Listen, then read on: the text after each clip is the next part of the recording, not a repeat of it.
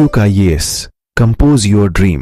Hello दोस्तों, क्यूकाइस YouTube channel पे आपका स्वागत है। आज हम लोग एनसीईआरटी क्लास 11 हम लोग देखेंगे, चैप्टर नंबर 2 देखेंगे, जीव जगत का वर्गीकरण। तो जीव जगत को 5 भागों में बांटा गया है, उसी चीज़ को हमें यहाँ पे देखना है डिटेल में। आप लोग वीडियो को पूरा देखिएगा, कहीं कोई डाउट हो तो आप कमेंट करके पूछिएगा, उसका जवाब आपको दिया जाएगा। आप लोग चैनल को सब्सक्राइब कर लीजिएगा, बेल आइकन को प्रेस कर लीजिएगा, जिससे इस तरह क्लास आपको लगातार मिलती रहे। हम लोग शुरू करते हैं सीधे लेसन की ओर। ये एनसीईआरटी क्लास 11 का दूसरा चैप्टर है साइंस का, बायो में जीव जगत का वर्गीकरण। जितने भी जीव हैं उनको कितने वर्गों में बांटा गया है, तो उनको 5 वर्गों में बांटा गया है। इसको हमें अच्छे से समझना है, क्योंकि यहीं से क्वेश्चन एग्जाम में आता है तो गलत हो जाता है। आप यहाँ देख सकते हैं, यहाँ पे आप एक लिस्ट देख सकते हैं। लिस्ट में आप साफ साफ देख सकते हैं, एक आपका है कवक, एक होता है पादप, एक है जंतु, एक आपका प्रोटिस्टा और एक आपका है मोनेरा जगत। तो 5 वर्गों में जो बांटा गया है, आप ये लिस्ट भी देख सकते हैं। पहला है मोनेरा जगत के सारे जीव हैं, फिर आपका प्रोटिस्टा जगत में बहुत सारे जीव आते हैं, फिर आपका है फंजाई जिसे हम कवक कहते हैं, उसमें आते हैं। बहुत सारा प्लांटी में जाते हैं, जिसे हम लोग क्या कहते हैं, पादप कहते हैं या पौधा कहते हैं। और आपका एक है एनिमेलिया, जिसमें जो है सारे जंतु आते हैं, ठीक है। और इसके अलावा जो है वायरस और जो है लाइकेन और जो है बिरोइड, इस अलग से इसको हमें देखना है। तो जीव जो जितने होते हैं उनका वर्गीकरण किया गया है। ये बहुत महत्वपूर्ण क्वेश्चन है, यहाँ से क्वेश्चन हमेशा पूछा जाता है, इसलिए इसको हमें बहुत अच्छे से जो है करने की जरूरत है, अगर यहाँ से क्वेश्चन एग्जाम में आए तो गलत ना होने पाए, ठीक है। हम लोग शुरू करते हैं। लिखा है, सभ्यता के प्रारंभ से ही मानव ने जो है सजीव प्राणियों के वर्गीकरण के अनेक प्रयास किए हैं।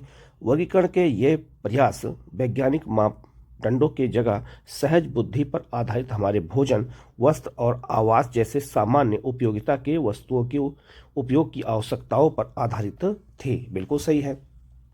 इन प्रयासों में जीवों के वर्गीकरण के वैज्ञानिक मापदंडों का उपयोग सर्वप्रथम अरस्तु ने किया था। तो अरस्तु ने सबसे पहले जो है जितने भी जीव थे उनका वर्गीकरण करने का प्रयास किया, इसीलिए अरस्तु को जो है जीव विज्ञान का जनक भी कहा जाता है। उन्होंने पादपों को सरल आकार की लक्षणों के आधार पर वृक्ष, झाड़ी और शाक में वर्गीकृत किया था। किसने? अरस्तु ने किया था। जबकि उन्होंने प्राणियों का वर्गीकरण लाल रक्त की उपस्थिति अथवा अनुपस्थिति के आधार पर किया था। तो अरस्तु ने, अगर पूछा जाए एग्जाम में कि अरस्तु ने पौधों या पादपों का वर्गीकरण कैसे किया था, तो उन्होंने कैसे किया था, उनके लक्षण के आधार पर किया था, जैसे वृक्ष, झाड़ी और जो है शाक के आधार पर। लेकिन अगर जंतुओं को पूछा जाए कि प्राणियों का वर्गीकरण कैसे किया था, तो उन्होंने रक्त के आधार पर किया था। एक लाल रक्त और दूसरा जो है जिसमें उपस्थित होता है और दूसरा जिसमें उपस्थित नहीं होता है। तो अरस्तु ने जो है ये जो है दोनों का वर्गीकरण करने का प्रयास पहली बार किया था।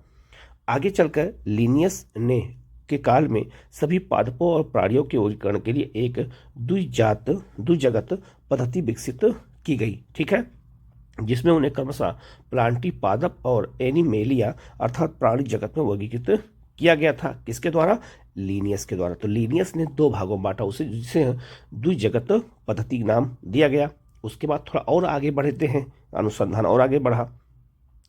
इस पद्धति के अनुसार यूकैरियोटी और प्रोकैरियोटी, ये 2 कोशिकाएं होती हैं। एक यूकैरियोटिक कोशिकाएं होती है, एक प्यूकैरियोटिक कोशिकाएं होती है। इसको बाद हम आगे पढ़ेंगे। एक कोशिकीय तथा बहुकोशिकीय तथा प्रकाश संश्लेषी हरित लवक तथा अप्रकाशित संश्लेषी कवक के बीच विभेद जो है स्थापित करना संभव नहीं था।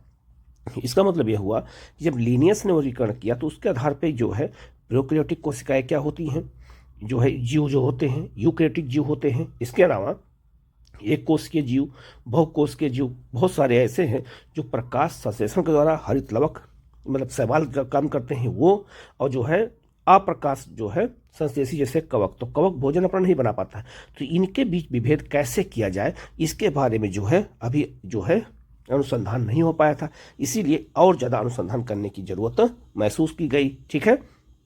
तब क्या हुआ, पादपों और प्राणियों पर आधारित यह वर्गीकरण आसान और सरलता से समझे जाने के बावजूद बहुत से जीवधारियों को इसमें से किसी भी वर्ग में रखना संभव नहीं था। इसी कारण अत्यंत लंबे समय से चली आ रही वर्गीकरण की द्विजगत पद्धति अपर्याप्त सिद्ध हो रही थी, क्योंकि इन जीवों का हम वर्गीकरण नहीं कर पा रहे थे। इसीलिए जो है द्विजगत पद्धति थी ये जो है पर्याप्त नहीं थी। इसके अलावा इसका मतलब यह हुआ कि और ज़्यादा अनुसंधान करने की जरूरत है। इसके अतिरिक्त अगर देखा जाए तो इसके अतिरिक्त जो है वर्गीकरण के लिए आकारिकी के साथ साथ कोशिका संरचना, कोशिका भित्ति के लक्षण, पोषण की विधि, आवास, प्रजनन की विधि या तथा विकासीय संबंधों को भी इसमें समाहित करने की आवश्यकता महसूस की जाने लगी। इसका मतलब ये हुआ कि जो है कोशिका की संरचना कैसी होती है, भित्ति क्या होती है, उनमें पोषण की विधि क्या होती है, इन सब के आधार पर यह निर्णय लिया गया कि जीवों का वर्गीकरण और ज्यादा करने की जरूरत है। अतः समय के साथ साथ सजीवों के वर्गीकरण की पद्धति में अनेक परिवर्तन आए। पादप और प्राणी जगत के वर्गीकरण की इन कठिन पद्धतियों, जिनमें सम्मिलित समूहों जीवधारियों में होने वाले परिवर्तन शामिल हैं, सदा ही समाविष्ट रहे। इसके अतिरिक्त जीवधारियों के विभिन्न जगत की संख्या और उनके लक्षणों की विभिन्न वैज्ञानिकों द्वारा अलग अलग व्याख्या की गई। तो इसका मतलब यह हुआ कि जो है द्विज जगत जो पद्धति थी उससे आगे बढ़ करके बाद में जो है 5 जगत पद्धति का जो आविष्कार किया गया, उसी के बारे में हम शुरू में आपको बताए थे कि जो 5 जगत है उसी के बारे में पढ़ना है कि किस जगत में कौन से जीव आते हैं, क्योंकि यही से एग्जाम में जब क्वेश्चन पूछा था तो गलत हो जाता है। ठीक है, तो हम लोग आगे बढ़ते हैं। अब हम लोग इस तालिका में अगर देखते हैं तो आप यहाँ साफ साफ देख सकते हैं कि जो हमारे जो जीव होते हैं उनको 5 जगत में बांटा गया। कौन कौन से? मोनेरा है, प्रोटिस्टा है, फंजाई हैं जिसे हम कवक कहते हैं, प्लांटी पौधे हैं, और जो एनिमेलिया अर्थात जंतु हैं। तो इन 5 भागों में जो बांटा गया, किसमें कौन से जीव आते हैं ये भी हमें जानना जरूरी है। तो एक बार जरा इस लिस्ट को दोबारा देखिएगा। मोनेरा जगत में कौन आते हैं तो आप साफ साफ देख सकते हैं, एक कोशिकीय जो है प्रोकैरियोटिक जीव आते हैं। इसमें माइक्रोप्लाज्मा और जीवाणु आते हैं, साफ साफ लिखा हुआ है। उसके ऊपर आप देख सकते हैं लिखा है प्रोटिस्टा, जिसमें जो है यूकैरियोटिक जीव आते हैं। इसमें एक कोशिकीय होते हैं, अधिकांश शैवाल और संघ जो है प्रोटोजोआ आते हैं। फिर उसके ऊपर आप देख सकते हैं लिखा है कवक, इसमें यूकैरियोटिक अधिकांश होते हैं, बहुकोशिकीय होते, ईस्ट और मशरूम आता है। फिर पादप होते हैं, पादप में जो है सब आ जाते हैं, बायोफाइटा, अनावृत्ति जिसमें बीज होते हैं, नहीं बीज होते हैं, सब मिला करके। फिर आपका जंतु है, जंतु में केसुकी भी होते हैं, केसुकी होते हैं। इसमें बहुत सारे जीव होते हैं जिसको हम क्या कहते हैं, जो है एनिमेलिया कहते हैं। तो 5 जगत में जो बांटा गया है, अब उनको जरा हम इस देखते हैं। यहाँ लिखा है कि जो आपका कोशिका प्रकार है, तो याद रखना मोनेरा में प्रोकैरियोटिक कोशिकाएं होती हैं, प्रोटिस्टा में यूकैरियोटिक कोशिकाएं होती हैं, फंजाई में यूकैरियोटिक कोशिकाएं होती हैं, प्लांटों में यूकैरियोटिक कोशिकाएं होती और एनिमेलिया में भी यूकैरियोटिक कोशिकाएं होती हैं। तो पहला क्वेश्चन आपसे यहाँ से पूछा जाएगा। दूसरा है आपका कोशिका भित्ति किस में होती है? तो जो कोशिका भित्ति मोनेरा में होती है वो सेलुलोज रहित होती है, उसमें सेलुलोज नहीं पाया जाता है, उसमें जो है क्या पाया जाता है, एमिनो अम्ल पाया जाता है। दूसरे में कुछ में उपस्थित होती हैं, प्रोटिस्टा में, फंजाई में उपस्थित होती हैं, सेलुलोज रहित काइटिन की होती हैं, ये भी क्वेश्चन आ चुका है।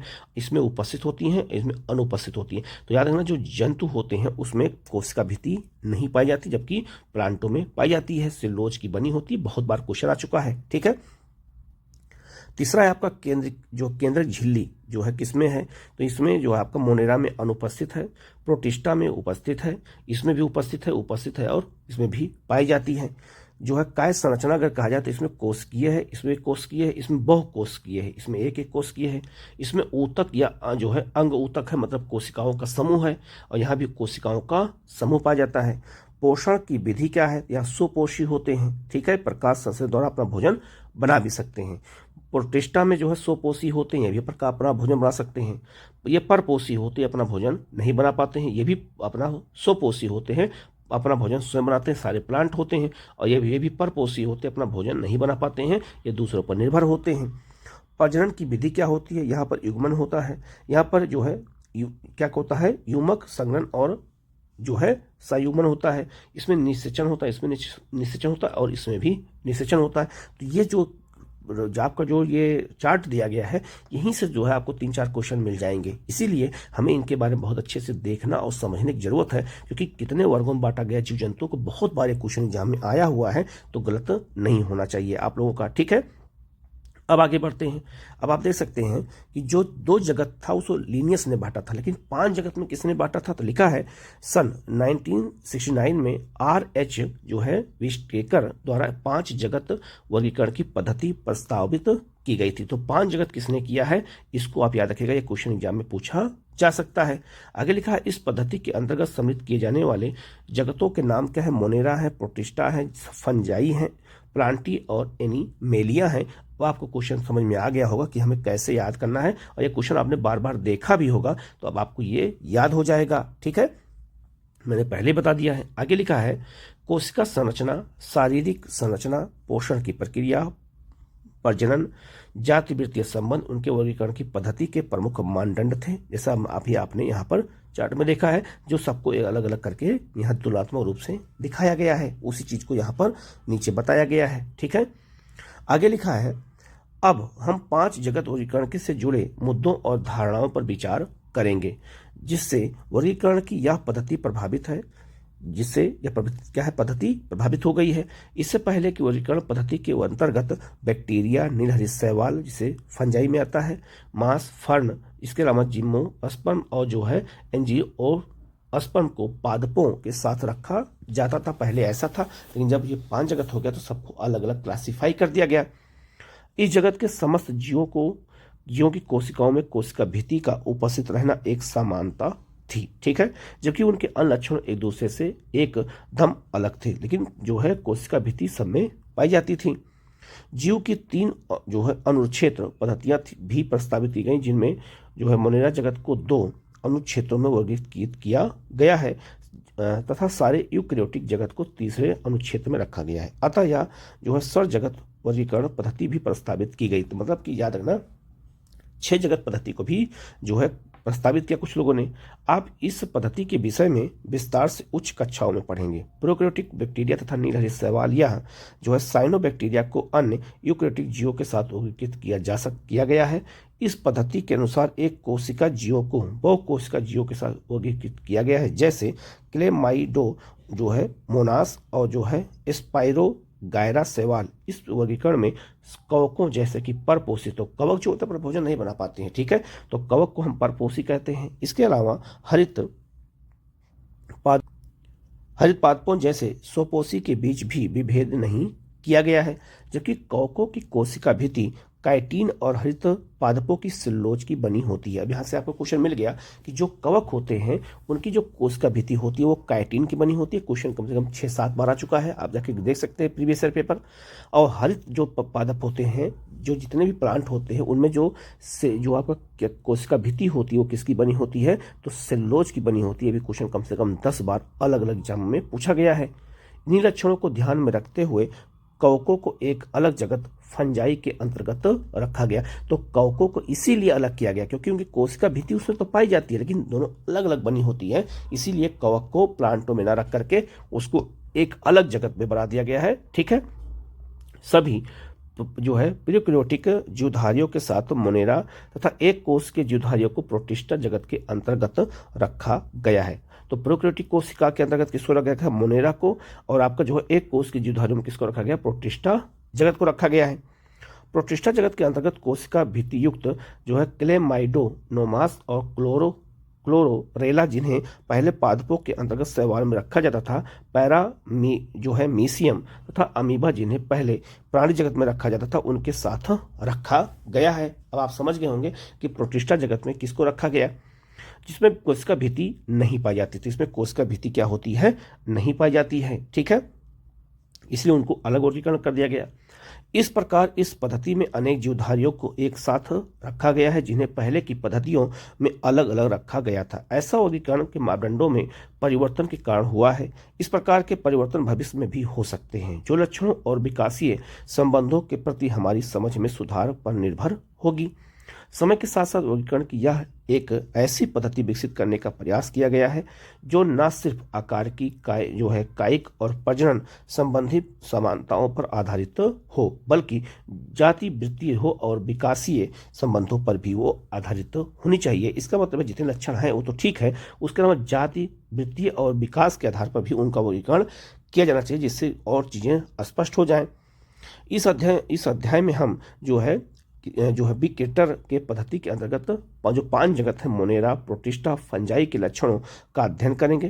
प्लांटी और एनिमेलिया जगत, जिन्हें सामान्य भाषा में क्रमशः पादप और प्राणी जगत कहते हैं, की चर्चा आगे के 2 अध्यायों में हम करेंगे। तो जो अगला अध्याय होगा, चैप्टर नंबर 3 होगा, उसमें जो है सारे प्लांटों का वर्गीकरण किया गया है। और जो अगला है आपका जो चौथा चैप्टर है, उसमें सारी जो है जंतुओं का एनिमेलिया जगत को किया गया। तो ये जो हम चैप्टर पढ़ रहे हैं, दूसरा चैप्टर है, इसमें हम केवल मोनेरा, प्रोटिस्टा और फंजाई के बारे में हम लोग अध्ययन करेंगे। इसके बारे में हम लोग जानेंगे कि इसकी क्या विशेषता है, कैसे हमें इनके बारे में याद करना है और कैसे क्या क्या इसमें उदाहरण आते हैं, क्योंकि यही सब सारे क्वेश्चन एग्जाम में अगर पूछे जाते हैं तो गलत हो जाता है। ठीक है, अब हम लोग चलते हैं। लिखा हुआ है कि मोनेरा जगत में कौन कौन जंतु आते हैं। अभी मैंने आपको बताया भी था कि मोनेरा जगत में कौन कौन जंतु आते हैं, क्योंकि ऐसे ही क्वेश्चन एग्जाम में वो पूछे जाते हैं। तो मोनेरा जगत में हमने आपको शुरू में आपको दिखाया था, लिस्ट दिखाया था। आप जरा ये लिस्ट को दोबारा देखिएगा। ठीक है, अगर लिस्ट को दोबारा देखते हैं तो आप देख सकते हैं मोनेरा में एक कोष के प्रोकैरियोटिक जीव आते हैं, जिसमें माइक्रोप्लाज्मा और जीवाणु आते हैं। तो पूछा जा सकता है कि जीवाणु किस जगत में आते हैं, तो मोनेरा जगत में आते हैं। इसके अलावा माइक्रोप्लाज्मा जो है किसमें आते हैं, वो भी आपका मोनेरा जगत में आते हैं। तो ये बहुत महत्वपूर्ण चीज़ें हैं, इन्हीं को हमें याद करना है। अगर यहाँ से क्वेश्चन आ जाए तो गलत ना होने पाए। अब आप देख सकते हैं लिखा है सभी बैक्टीरिया मतलब क्या हो गया, जीवाणु हो गया। साफ साफ लिखा है सभी बैक्टीरिया मोनेरा जगत के अंतर्गत आते हैं। ये क्वेश्चन कम से कम 6 से 7 बार ये क्वेश्चन आ चुका है अलग अलग एग्जामों में, कि जो बैक्टीरिया होते हैं या जो जीवाणु होते हैं वो किस जगत के जीव होते हैं, तो वो मोनेरा जगत के जीव होते हैं। इनके बारे में हमें अच्छे से याद रखना है। ठीक है, आगे बढ़ते हैं। ये सूक्ष्म जीवों में सर्वाधिक संख्या में होते हैं और लगभग सभी स्थानों पर ये पाए जाते हैं। तो बहुत सारे जीवाणु अच्छे होते हैं, बहुत सारे जीवाणु खराब होते हैं, जिससे बीमारी भी होती है हमें और हमारे भोजन में भी उपलब्ध होते हैं। जैसे आपका जो है देखा होगा, जो हमारे यहाँ दही होती है, तो दही में वो जीवाणुओं द्वारा ही दही बनती है दूध से, तो हमारे खाने लिए उपयोगी होते हैं। तो इसीलिए याद रखना कि जो है वो सबसे अधिक संख्या में पाए जाते हैं। कौन? जीवाणु पाए जाते हैं।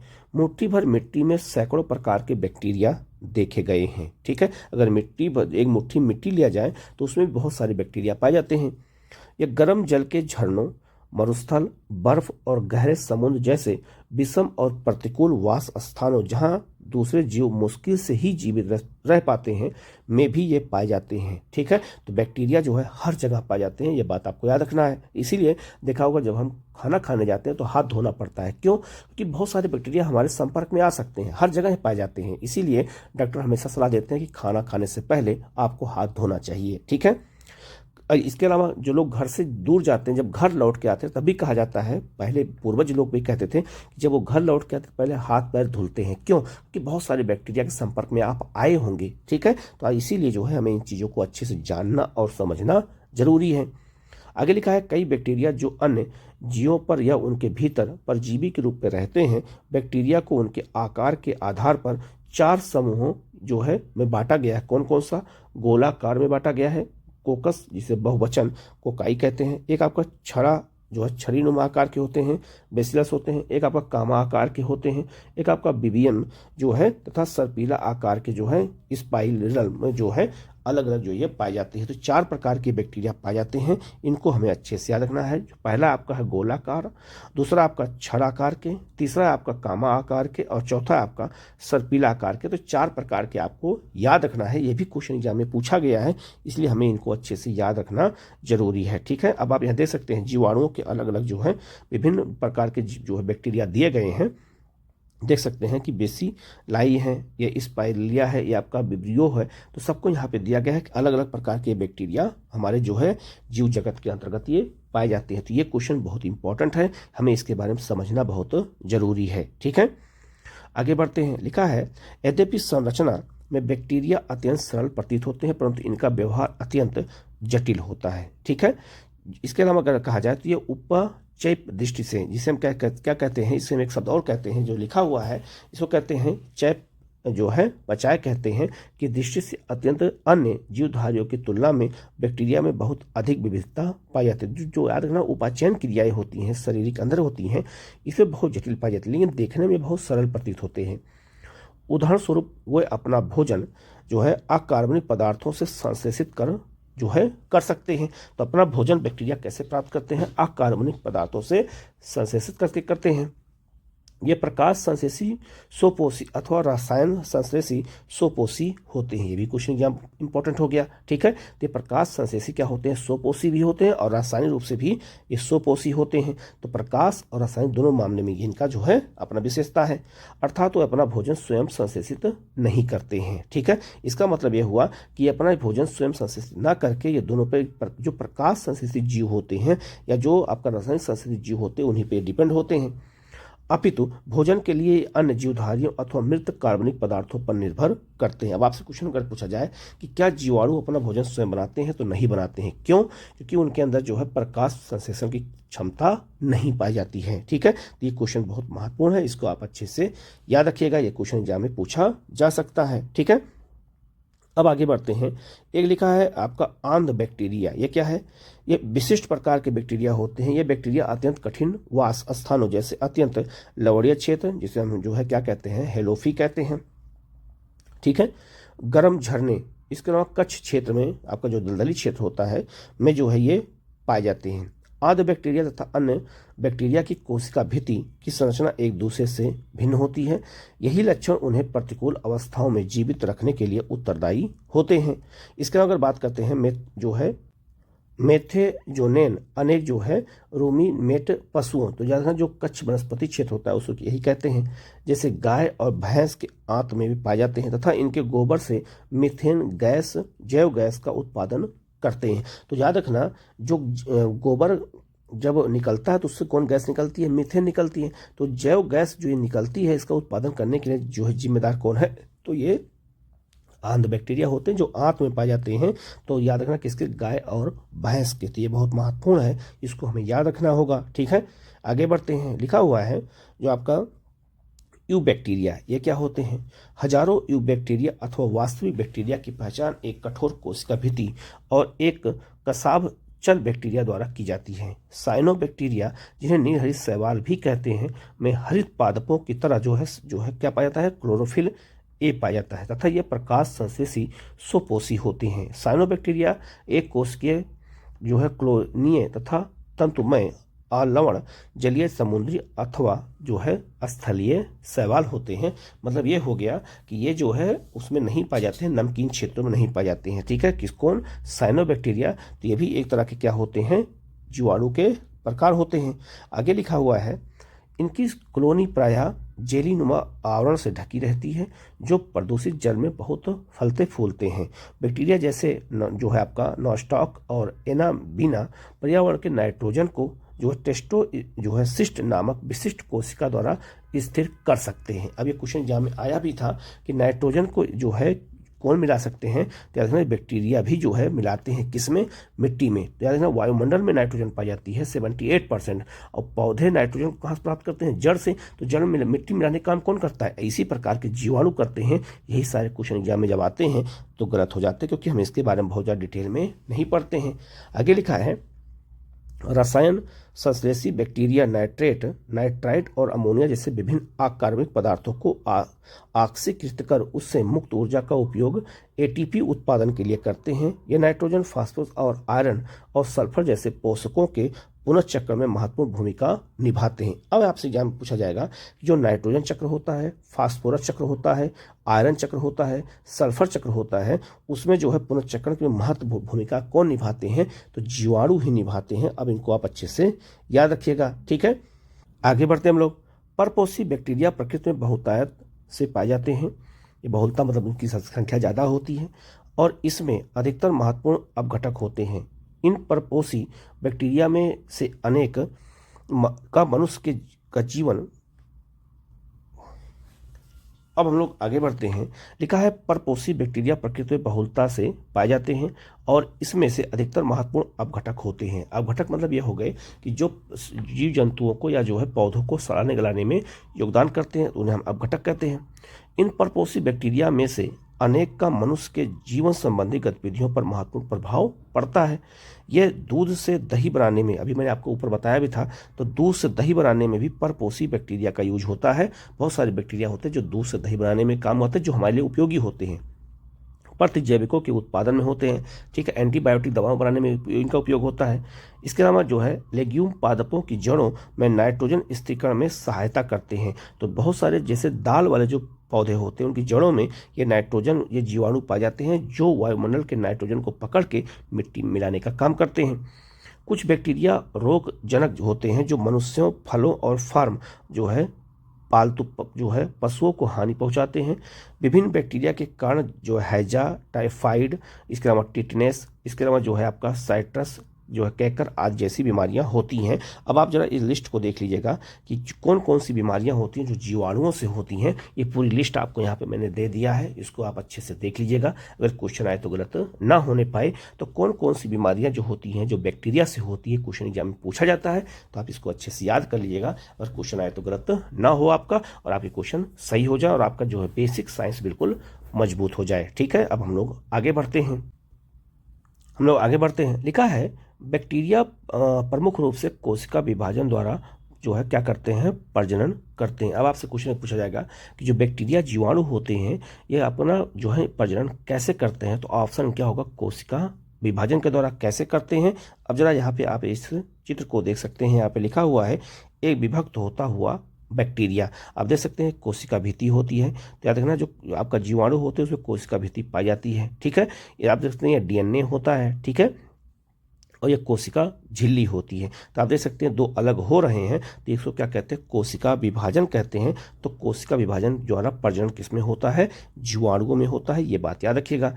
कभी कभी विपरीत परिस्थितियों में ये जो है बीजाणु बनाते हैं, ये लैंगिक पर जो है प्रजनन भी करते हैं। तो आप समझ सकते हैं ये कोशिका विभाजन द्वारा प्रजनन करते हैं, लैंगिक प्रजनन करते हैं जैसे मानव करता है, जिसमें एक बैक्टीरिया से दूसरे बैक्टीरिया में डीएनए का पुरातन हस्तांतरण होता है। तो हमारे यहाँ भी होता है, मनुष्यों में भी होता है, डीएनए होता है, बच्चे जो है पिता से बच्चे में जाता है, वैसे जीवाणुओं में होता है। इसके अलावा माइक्रोप्लाज्मा ऐसे जीवधारी हैं, तो माइक्रोप्लाज्मा भी किस में आता है, तो देखना मोनेरा जगत में आता है, जिसमें कोशिका भित्ति बिल्कुल नहीं पाई जाती है, ठीक है। अब आप देख सकते हैं बैक्टीरिया में कोशिका भित्ति पाई जाती है, लेकिन यहाँ पे कोशिका भित्ति नहीं पाई जाती है, ठीक है। अब यहाँ आप देख सकते हैं चीज़ों को बताया गया है। ये सबसे छोटी जीवित कोशिकाएं होती है जो ऑक्सीजन के बिना भी जीवित रह सकती हैं।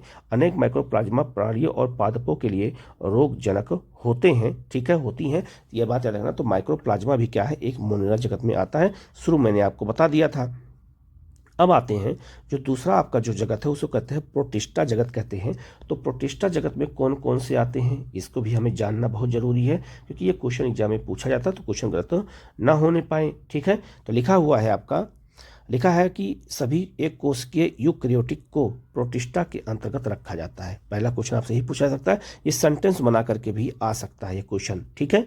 परंतु इस जगत की सीमाएं ठीक तरह से निर्धारित नहीं कर पाई गई हैं। एक जीव वैज्ञानिक के लिए जो प्रकाश संश्लेषी प्रोटिस्टा है वही दूसरे के लिए एक पादप हो सकता है। इसके अलावा जो है लिखा है जो है काइसोफाइट, डायनो जो है जो क्या कहते हैं फ्लैजीनेट और आपका यूग्लिनाइट, इसके अलावा औपंक, कवक और जो है प्रोटोजोआ सभी को इस पुस्तक में प्रोटिस्टा के अंतर्गत रखा गया है। बिल्कुल सही है, ये सब क्वेश्चन एग्जाम में पूछे जाते हैं। प्राथमिक रूप से प्रोटिस्टा के सदस्य जलीय होते हैं। यूकैरियोटिक होने के कारण इनकी कोशिका में एक सुसंगठित केंद्रक और अन्य झिल्लीबद्ध कोशिकांग पाए जाते हैं। कुछ प्रोटिस्टा में जो है कशाभ और जो है पेशाब भी पाए जाते हैं। यह अलैंगिक और कोशिका संलयन जो है युग्मज, जिसे हम क्या कहते हैं जाइगोट बनाने की विधि द्वारा लैंगिक प्रजनन करते हैं। तो जो प्रोटिस्टा जगत में होते हैं वो भी लैंगिक प्रजनन करते हैं, ये भी आपको अच्छे से याद रखना होगा, ये भी क्वेश्चन एग्जाम में पूछा गया है, ठीक है। हम लोग आगे बढ़ते हैं। लिखा है आपका जो है क्राइसोफाइट, जो है क्राइसोफाइट क्या होता है, तो लिखा है इस समूह के अंतर्गत जो है आपका डाईएटम और सुनहरे शैवाल आते हैं। तो शैवाल कई कलर के होते हैं आगे बताऊंगा मैं। ये स्वच्छ जल और जो है लवणीय समुद्री पर्यावरण दोनों में ये पाए जाते हैं। तो स्वच्छ जल में भी पाए जाते हैं और नमकीन जल में भी पाए जाते हैं।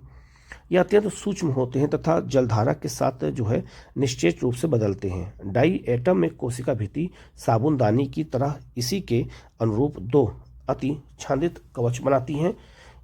इन भित्तियों में सिलिका होती है, जिस कारण ये नष्ट नहीं होते हैं। इस प्रकार मृत डायटम अपने प्रवेश वास स्थान में कोशिका भित्ति के अवशेष बहुत बड़ी संख्या में छोड़ जाते हैं। इसमें कौन सा आते जानते हैं? परवाल जीव आते हैं, ठीक है। तो वो मर जाते हैं, लेकिन वो अपना वहीं पर कोशिका भित्ति छोड़ जाते हैं।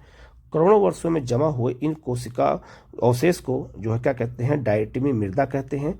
कर्णमय होने के कारण इस मृदा का उपयोग पॉलिश करने, तेलों और जो है सिरप के निस्यंदन में होता है। ये समुद्र के मुख्य उत्पादक होते हैं, ठीक है। अब आपको समझ में आ गया होगा कि जो है ये कहाँ पाए जाते हैं। तो याद रखना, ये स्वच्छ जल में पाए जाते हैं और लवणीय जल में भी पाए जाते हैं। ये भी बहुत महत्वपूर्ण है। किस में आते हैं? प्रोटिस्टा जगत में आते हैं।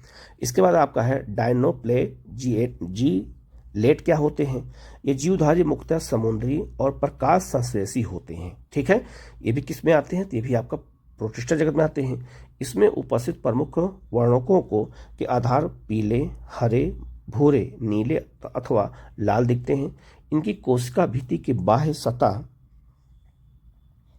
पर सेलोज की जो है कड़ी पट्टियां होती हैं। अधिकतर जो है डायनो जो है फ्लैजिलेट में दो जो है कसाब होते हैं, जिनमें एक लंबवत और दूसरा जो अनुपस्थ जो है रूप से भित्ति पट्टिकाओं के बीच की खाच में उपस्थित होते हैं। प्रायः लाल डायो जो है प्ले सिलेट की संख्या में विस्फोट होता है, जिससे समुद्र में जल लाल जो है दिखने लगता है। इतनी बड़ी संख्या के जीव निकलने वाले जीव विष के कारण मछली और अन्य समुद्री जीव मर जाते हैं। उदाहरण जो है आपका कह सकते हैं तो गोनी या लेक्स कह सकते हैं, ठीक है। तो इनकी वजह से बहुत सारे जीव मर जाते हैं। ये भी बहुत महत्वपूर्ण है, हमें इसके बारे में अच्छे से याद रखना है, ठीक है। अब हम लोग आगे बढ़ते हैं। लिखा है यूग्लिनाइड क्या होते हैं? इनमें से अधिकांश स्वच्छ जल में पाए जाने वाले जीवधारी हैं, जो अभी इन सारे जीव को मैं अलग से दिखाऊंगा। अभी जीवधारी हैं जो स्थिर जल में पाए जाते हैं। याद रखना, स्वच्छ जल में पाए जाते हैं और जल स्थिर होना चाहिए, बहता जल नहीं होना चाहिए, जैसे नदी नहीं होना चाहिए, तालाब होना चाहिए। इसमें कोशिका भित्ति की जगह एक प्रोटीन युक्त पदार्थ की परत पेलिनिक जो है पेलिकिल होती है, जो इसकी संरचना को लचीला बनाती है। इनमें दो जो है कसाब होते हैं, जिनमें एक छोटा सा और दूसरा लंबा होता है। यद्यपि सूर्य के प्रकाश की उपस्थिति में ये प्रकाश संश्लेषी होते हैं, लेकिन सूर्य के प्रकाश के नहीं होने पर ये अति सूक्ष्म जीवधारियों का शिकार कर परपोषी की तरह व्यवहार करते हैं। मतलब ये शिकार भी कर सकते हैं और बड़ा भोजन स्वयं बनाते भी हैं, लेकिन अगर प्रकाश जो है सूर्य का प्रकाश ना हो तब ये शिकार भी कर सकते हैं। आश्चर्यजनक रूप से जो है यूग्लिनाइड में पाए जाने वाले वर्णक उच्च पादपों में उपस्थित वर्णकों के समान होते हैं। उदाहरण जैसे यूग्लिना, तो यूग्लिना जो है किस में आता है? यूग्ली जो है नाइड में आता है, और यूग्लिना जो है ये प्रोटिस्टा जगत में आता है। ये भी आपको याद रखना है। अब आते हैं, लिखा है जो है अवपंक कवक क्या होते हैं? तो लिखा है अवपंक कवक मृतपोषी प्रोटिस्टा होते हैं। ये सड़ती हुई टहनियों और पत्तों के साथ गति करते हुए जैविक पदार्थों का जो है भक्षण करते हैं। अनुकूल परिस्थितियों में ये समूह जो है प्लाज्मोडियम बनाते हैं, जो कई फीट तक की लंबाई पर का हो सकता है। प्रतिकूल परिस्थितियों में ये बिखर कर सिरों पर जो है बीजाणु युक्त जो है फलन काय करते हैं, बनाते हैं। इन बीजाणुओं पर जो है परिवेक्षण वायु के साथ होता रहता है। तो ये भी याद रखना, प्रोटिस्टा जगत में आते हैं, ठीक है। इसके बाद आपका प्रोटोजोआ, तो प्रोटोजोआ जो है याद रखिएगा, इसी से जो है मलेरिया की बीमारी भी होती है, ये भी याद रखिएगा। लिखा है सभी जो है प्रोटोजोआ परपोषी होते हैं। पहला क्वेश्चन आपको मिल गया, पूछा जाएगा जो प्रोटोजोआ होते हैं वो क्या होते हैं? स्वपोषी या परपोषी? तो परपोषी होते हैं, जो परभक्षी अथवा परजीवी के रूप में रहते हैं, मतलब ये अपना भोजन दूसरों से प्राप्त करते हैं। ये प्राणियों के पुरातन संबंधी हैं। प्रोटोजोआ को चार जो है प्रमुख समूहों में बांटा गया है। एक आपका है अमीबियाई प्रोटोजोआ, याद रखना ये अमीबा जो होता है ये प्रोटोजोआ ही होता है। ये जीवधारी स्वच्छ जल, समुद्री जल तथा नम मृदा में पाए जाते हैं। ये अपने जो है कूट पदों की सहायता से अपने शिकार को पकड़ते हैं। इनके समुद्री प्रकारों की सतह पर सिलिका के कवच होते हैं। इनमें कुछ जैसे जो है आपका एंट अमीबा परजीवी होते हैं। तो परजीवी जो अमीबा होता है ये जो प्रोटोजोआ होता है, ठीक है, ये आपको याद रखना, ये पहला आपका प्रकार है। अब आप यहाँ देख सकते हैं प्रोटोजोआ अलग अलग प्रकार के जो होते हैं, अलग जो जीव होते हैं, इनको यहाँ अलग अलग जो है चित्र के माध्यम से दिखाया गया है कि कौन कौन से जीव किसमें होते हैं। यही सब क्वेश्चन एग्जाम में पूछे जाते हैं। तो आपका देख सकते हैं डायनो जो है फ्लैजिनेट भी है, यूग्लिना भी है, अपवक कवक भी है। अपवक कवक ये आपका ये वाला है, ठीक है, इसको आप अच्छे से याद रखिएगा, ठीक है। और आपका जो चौथा है आपका डी है, ये आपका पैरामीशियम है। तो पैरामीशियम भी जो है प्रोटिस्टा जगत में आता है। अब इसको भी आपने बचपन में बहुत बार जो हाई स्कूल इंटर में बनाया भी होगा अगर इसको, ठीक है, जो आपका क्या कहते हैं प्रैक्टिकल होता है तब, ठीक है। ये याद रखना, इसको अच्छे से हमें याद रखना है। दूसरा है आपका जो है, अगर कहा जाए तो दूसरा है आपका, देख सकते हैं जो है कसाभी प्रोटोजोआ होता है, एक आपका होता है पश्चाभी प्रोटोजोआ होता है, एक आपका स्पैरोजोआ होता है, ठीक है। तो इनको हमें अच्छे से याद रखना। तो लिखा है जो आपका कसाभी प्रोटोजोआ होते हैं, इस समूह के सदस्य जो है अचंदन तथा परजीवी होते हैं, मतलब ये अपना भोजन दूसरे प्राप्त करते हैं। इनके शरीर पर जो है कसाब पाया जाता है, मतलब छोटे छोटे रोए पाए जाते हैं। परजीवी कसाभी प्रोटोजोआ बीमारी के कारण होते हैं, जिनसे जो है निद्रालु जो है व्याधि बीमारी होती है, ठीक है। ये भी बहुत महत्वपूर्ण है। इसका बाद आपका पश्चाभी जो है, ये क्या होते हैं, ये जलीय और अत्यंत सक्रिय गति वाले जीवधारी होते हैं, क्योंकि इनके शरीर पर हजारों की संख्या में पेशाब पाए जाते हैं, छोटे छोटे बड़े बड़े छोटे छोटे जो है उसमें रोए पाए जाते हैं। इनमें जो है एक गुहा जो है होती है, जो कोशिका की सतह के बाहर की तरह खुली होती है। पेशाबों की लयबद्ध गति के कारण जल से जो है पूरित भोजन ग्लेट की तरह जो है भेज दिया जाता है, ठीक है, जैसे पैरामीशियम। तो पैरामीशियम क्या होते हैं, ये भी प्रोटोजोआ होते हैं, ये भी याद रखना है, ठीक है। आगे बढ़ते हैं। लिखा है आपका स्पायरोजोआ, इस समूह में वो विविध प्रकार के जीवधारी आते हैं, जिनके जीवन चक्र में संक्रमण करने योग्य बीजाणु जो है जैसी अवस्था पाई जाती है। इनमें स्वच्छ सबसे जो कुख्यात जो है क्या है, प्लाज्मोडियम है, जिसे हम मलेरिया परजीवी भी प्रजाति कहते हैं। इसके कारण मानव की जनसंख्या पर आघात पहुंचाने वाला जो है प्रभाव पड़ता है। तो आपको पता होगा कि जो मलेरिया बीमारी होती है वो याद रखना एक परजीवी बीमारी है, प्रोटोजोआ बीमारी है, जो किससे होती है, तो याद रखना स्पायरोजोआ नामक क्या कहते हैं, प्रोटोजोआ से होती है। तो आप ये भी याद रखना, ये भी बहुत महत्वपूर्ण है, ठीक है। इसे हम क्या कहते हैं, इसे हम कहते हैं प्लाज्मोडियम कहते हैं। ये भी बहुत चीज़ें अच्छी इंपॉर्टेंस से याद रखना है। अगर क्वेश्चन आए तो गलत ना होने पर ये सारे क्वेश्चन एग्जाम में पूछे जाते हैं, इसलिए इनको हमें डिटेल में पढ़ने की जरूरत होती है, ठीक है। हम लोग आगे बढ़ते हैं। अब हम लोग कवक या फंजाई जगत को देख लेते हैं।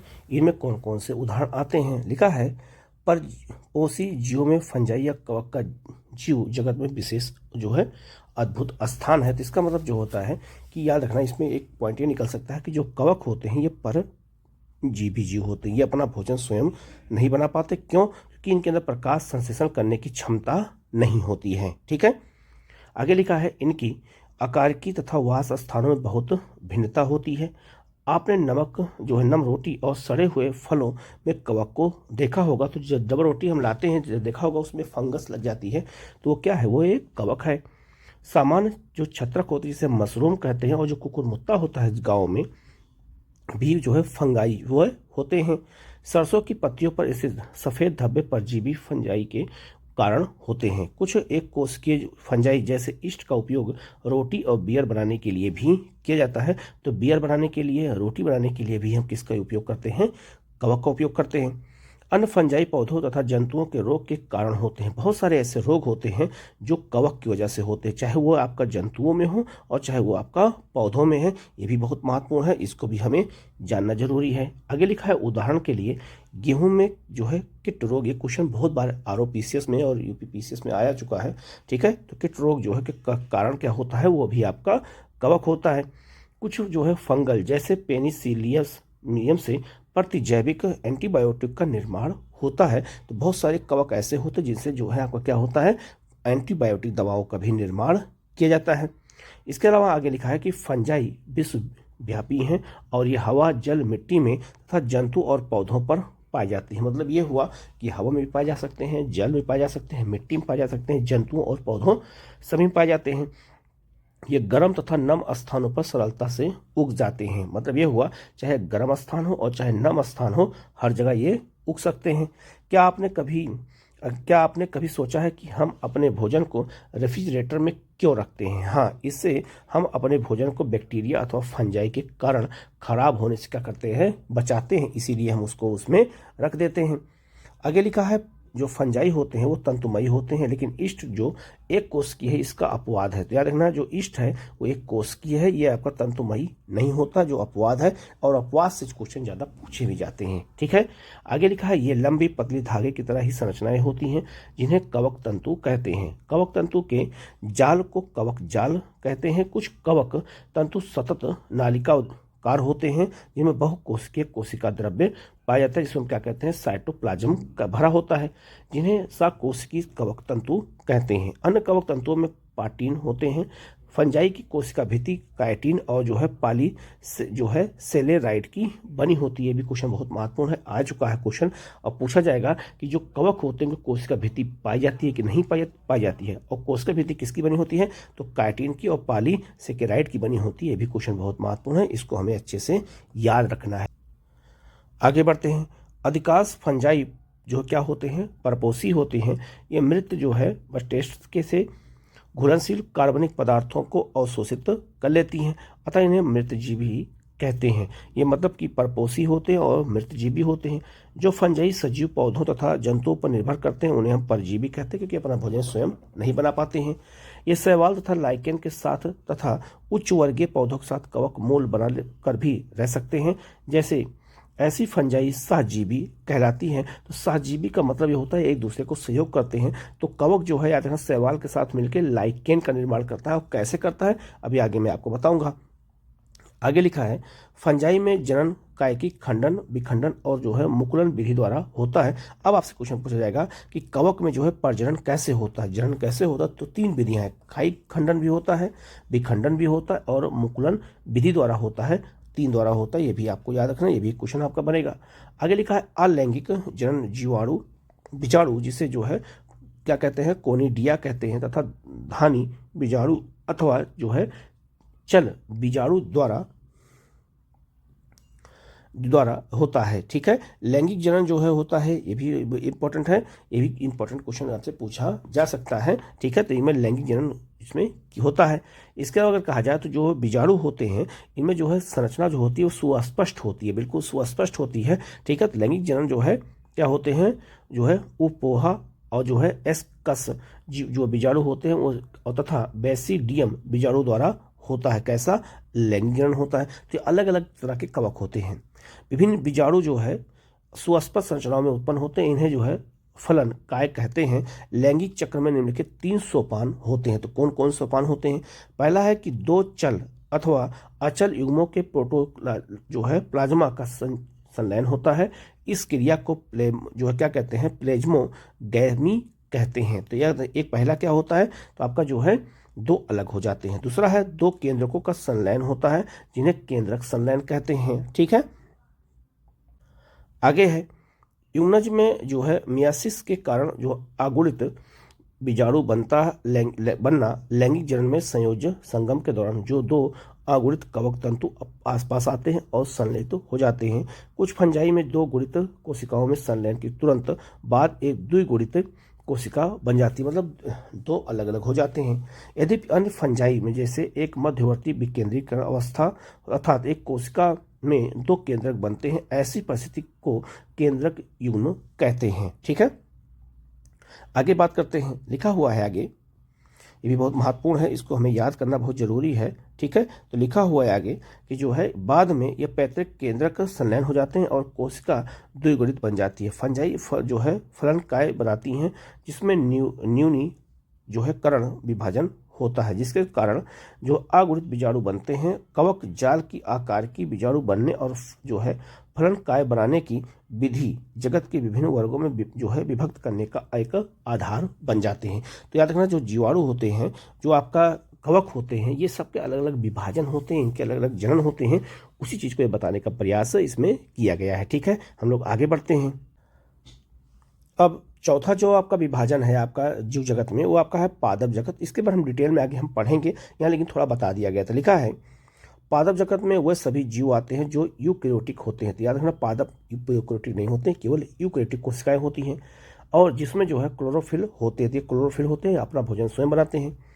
ऐसे जीवों को पादप कहते हैं। इसमें से कुछ पादप जैसे कीटभक्षी पौधे, ऐसे बहुत सारे पौधे होते हैं जो कीटभक्षी होते हैं, वो कीटों को खा लेते हैं। क्यों खाते हैं, क्योंकि नाइट्रोजन जो है उनमें वहाँ की मिट्टी नहीं होता, इसीलिए खा लेते हैं। ऐसे पौधे कहाँ पाए जाते हैं, ऐसे पौधे मेघालय में पाए जाते हैं। तथा परजीवी आंशिक रूप से विषमपोषी होते हैं। ठीक है, ब्लेडर्स बर्ड और जो है बीनस जो है फ्लाई ट्रैप कीटभक्षी पौधों के, और जो अमर बेल जो है आपका परजीवी का उदाहरण होता है। तो अमरबेल दूसरे पौधों पर चढ़ जाता है, चढ़ करके जो है वो अपनी जड़ों के माध्यम से मजबूत कर लेता है अमरबेल। आप अमरबेल को यहाँ पे देख सकते हैं। तो अमरबेल जो है क्या करता है, ये दूसरों से जो है क्या कहते हैं खाद्य पदार्थ प्राप्त करता है। तो परजीवी होता है, ठीक है, ये अपने पर निर्भर नहीं होता है, दूसरों पर निर्भर होता है। और जो आपका ये आपका ब्लेंडर बर्ड और जो आपका बीनस जो है आपका फ्लाई ट्रैप है, ये कीट भक्षी पौधे होते हैं। तो कीट भक्षी पौधे कौन से होते हैं, आप जरा इसको भी मैप पे देखिएगा। तो कीट भक्षी पौधे क्या करते हैं, कीटों को खा लेते हैं, ठीक है। आप देख सकते हैं कीटों को पकड़ते हुए भी इसमें दिखाया गया है, तो उसको खा लेते हैं। तो ये क्वेश्चन पूछा जा सकता है, पूछा गया भी है, ठीक है। आगे लिखा है पादप कोशिका में कोशिका भित्ति होती है जो सेलुलोज की बनी होती है। तो याद रखना, जो पौधों में कोशिका भित्ति होती है किसकी बनी होती है, सेलुलोज की बनी होती है, भी याद रखना। और इसकी संरचना के बारे में विस्तृत विवरण हम अध्याय 3 में पढ़ेंगे।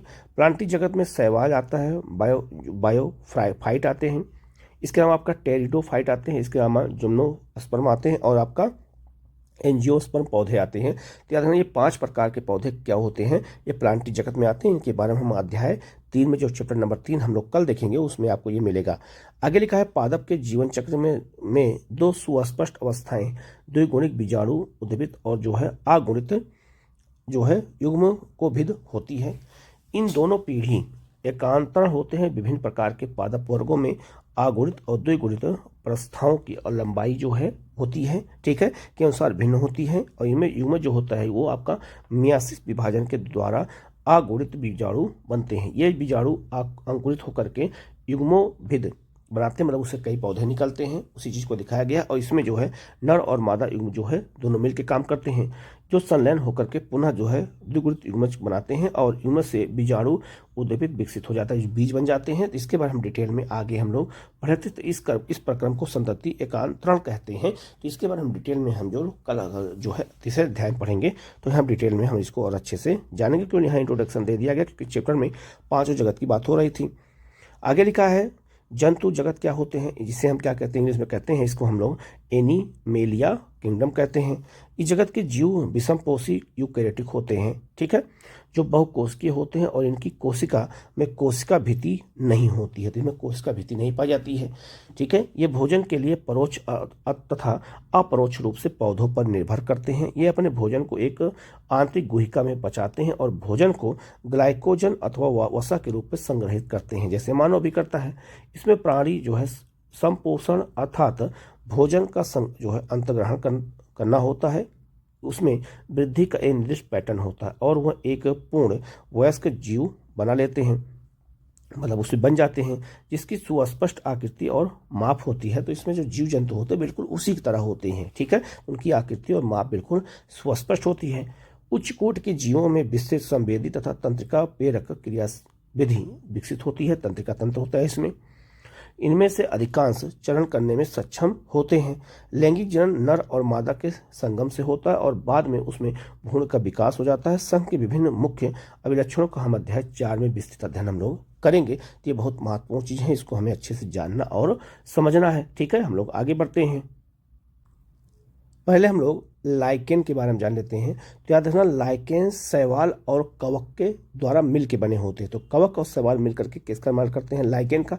अब जब लाइकेन को आप यहाँ पर चित्र में देखिएगा, लाइकेन जो होते हैं कवक और शैवाल के मिलकर बने होते हैं और दोनों जो है सहजीवी संबंध होता है इसमें। सहजीवी मतलब एक दूसरे को मदद करते हैं। कैसे मदद करते हैं पहले बता देता हूँ, फिर आपको इसमें समझ में आपको आ जाएगा।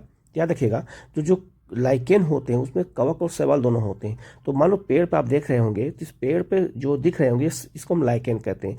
तो जो शैवाल होता है वो प्रकाश संश्लेषण करता है, तो प्रकाश संश्लेषण करके आप भोजन बनाता है, तो अपना भी जो अपने लिए भोजन बनाता है और कवक को भी भोजन देता है। और कवक क्या करता है, वो पौधों में जो पेड़ होते हैं उसमें जो है चिपका रहता है, तो वहां से वो जो है खाद्य पदार्थ और जो है खनिज जो है और रहने का स्थान शैवाल को देता है। इसीलिए दोनों एक दूसरे की मदद करते हैं, इसलिए ऐसे संबंध को सहजीवी संबंध कहते हैं। तो लाइकेन किसका बना होता है, तो याद रखना लाइकेन शैवाल और कवक दोनों का मिलकर बना होता है, पहला चीज याद रखना। और शैवाल जो है ये वायु प्रदूषक के संकेतक होते हैं। अगर किसी जंगल में कहीं भी अगर आप देखेंगे अगर शैवाल सूख जाते हैं, मतलब लाइकेन सूख कर जाते हैं, इसका मतलब उस क्षेत्र में वायु प्रदूषण हो गया है, ठीक है। तो इस बात को अच्छे से आपको याद रखना है। इसी के बारे में यहाँ पर लिखा हुआ है, तो लिखा है लाइकेन शैवाल और कवक के सहजीवी सहवास अर्थात पारस्परिक उपयोगी सहवास होते हैं, मतलब आपस में मिले होते हैं।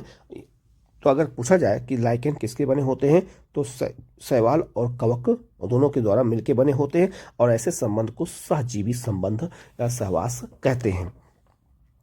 शैवाल जो है घटक को जो है शैवालांश तथा कवक के घटक को जो है माइक्रोवायंट या जो है कहते हैं। तो दोनों एक दूसरे जो संबंध होता है उसको इसी नाम से जानते हैं, जो क्रमशः स्वपोषी और परपोषी होते हैं। तो याद रखना, जो शैवाल होता है वो स्वपोषी होता है, अपना भोजन स्वयं बनाता है, और जो कवक होता है वो परपोषी होता है, अपना भोजन न बना करके उस शैवाल पर डिपेंड होता है, और दोनों को मिला देते हैं तो उसको हम लाइकेन कहते हैं। शैवाल कवक फंजाई के लिए भोजन और संश्लेषित करता है, आप समझ में आ गया, मैंने वही बताया था। और कवक शैवाल के लिए आश्रय देता है। तो रहने का स्थान कौन देता है? कवक देता है। किसको? शैवाल को। और शैवाल क्या करता है? भोजन बना करके कवक को दे देता है। तो इसी को हम सहजीवी संबंध कहते हैं। तथा खनिज और जल का अवशोषण करता है कौन? कवक करता है। किसको देता है? शैवाल को देता है।